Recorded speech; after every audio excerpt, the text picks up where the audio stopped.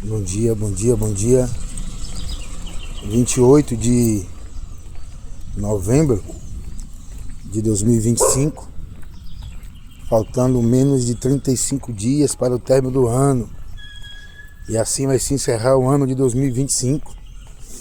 E eu quero aqui trazer à memória o mês de janeiro, ou por que não dizer, o mês de dezembro de 2024, em que fizemos planos, traçamos metas, projetos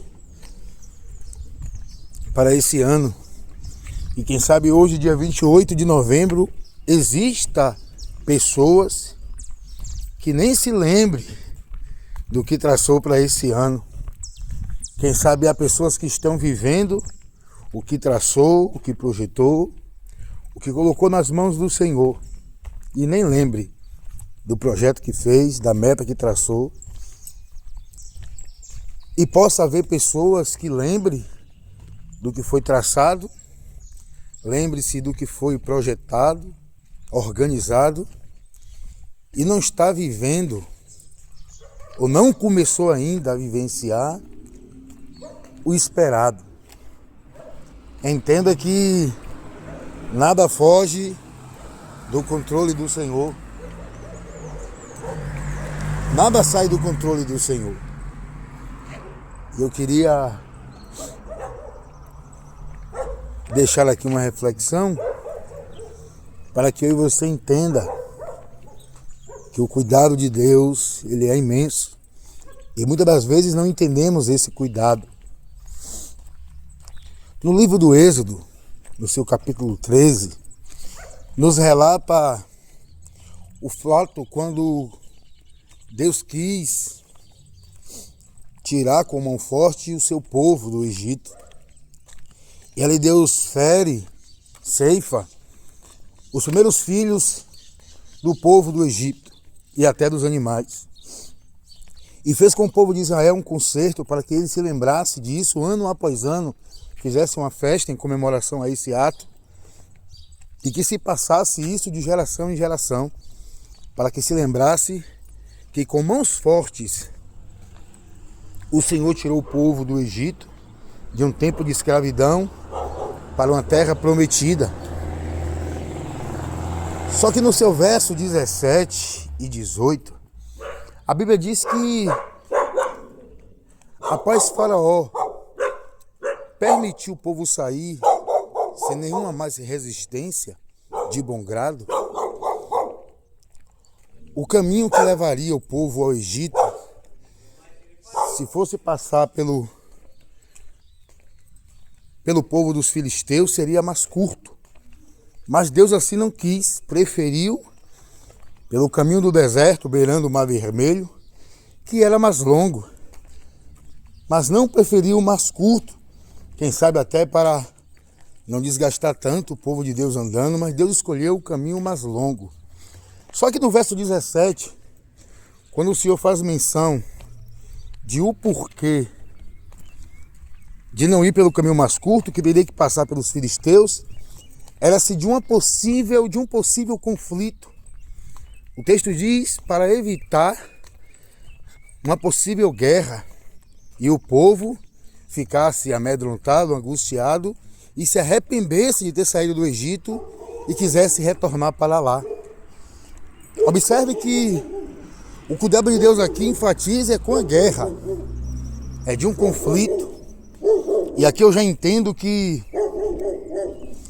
ainda que eu e você não enxergue, ainda que eu e você não compreenda, Deus nos leva para cenários, Deus nos leva para lugares, Deus nos permite passar situações que ao meu e aos seus olhos é provação, é perseguição, é luta, é vento, e às vezes mas com permissão divina para nos guardar de algo pior.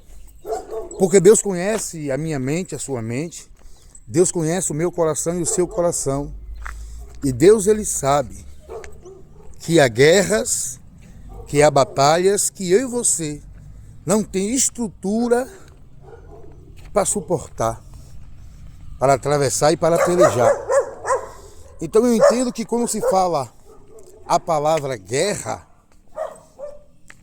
na guerra tem conflito, na guerra tem dor, na guerra tem feridas, na guerra tem esforço físico, na guerra tem angústia e na guerra tem morte. Então entenda que esse caminho mais longo, esse cenário diferente do que você traçou e imaginou, não anula a promessa que Deus tem, não anula o que os céus reservou para a sua vida.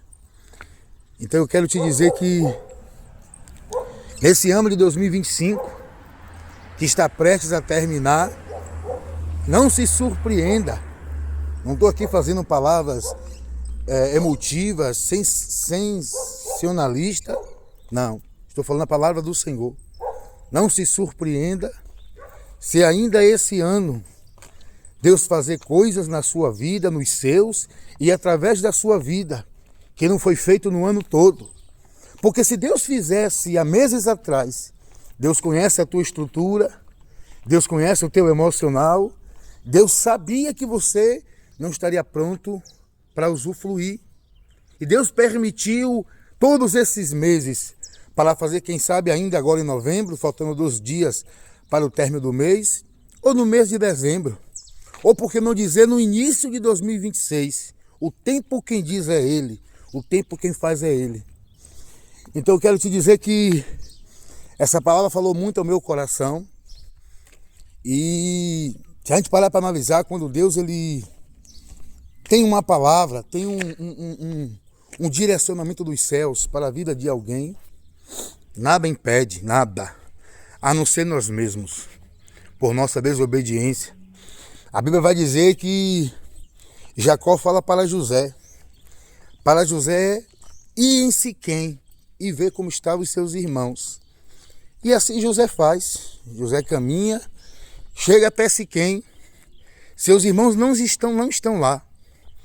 A Bíblia vai dizer em Gênesis, se não me falha a memória, no capítulo 37, a partir do verso 15, a Bíblia vai dizer que José, após chegar em Siquém e não encontrar os seus irmãos, José acaba se perdendo, José acaba vagueando pelos campos.